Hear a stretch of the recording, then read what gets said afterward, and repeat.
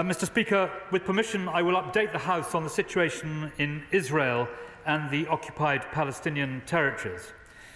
Let me begin, Mr. Speaker, by reiterating Israel's right to defend itself against Hamas. We condemn the slaughter, abuse and gender-based violence perpetrated on the 7th of October 2023. Hamas's use of civilian areas, their continued failure to release hostages, and their ongoing launching of attacks into Israel.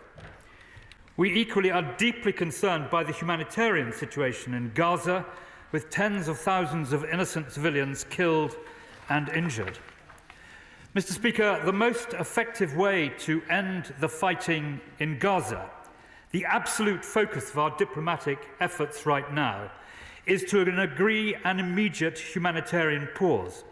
This would allow for the safe release of hostages and a significant increase in the aid going to Gaza.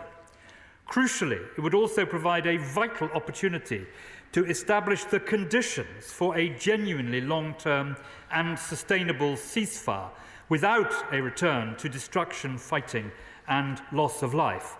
That, Mr. Speaker, is the position shared by our close partners.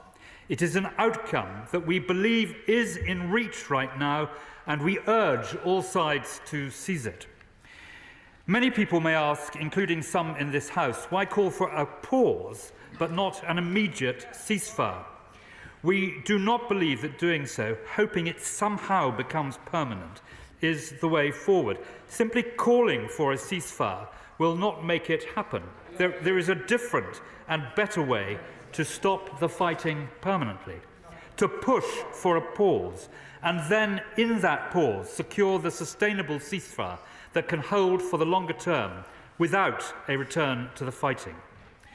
The British government has set out the vital elements to achieve a lasting peace: the release of all hostages, the removal of Hamas's capacity to launch attacks against Israel, Hamas no longer being in charge of Gaza, the formation of a new Palestinian government for the West Bank and Gaza, accompanied by an international support package, and a political horizon which provides a credible and irreversible pathway towards a two-state solution. Once we secure a pause, Mr. Speaker, we will need to take action on all of these elements to create irreversible momentum towards peace. Meanwhile, I want to stress that Britain and our partners continue to do all we can to alleviate the suffering. We have trebled our aid commitment this financial year, and we are doing everything we can to get more aid in and open more crossings. It is clear, however, Mr. Speaker, that the flow of aid needs to be rapidly and significantly scaled up. We have reiterated the need for Israel to open more crossing points into Gaza, for Nitzana and Kerem Shalom to be open for longer, and for Israel to support the UN to distribute aid effectively across the whole of Gaza. The Foreign Secretary's representative for humanitarian affairs in the occupied Palestinian territories, Mark Bryson Richardson, is based in the region and is working intensively to address the blockages preventing more aid reaching Gaza.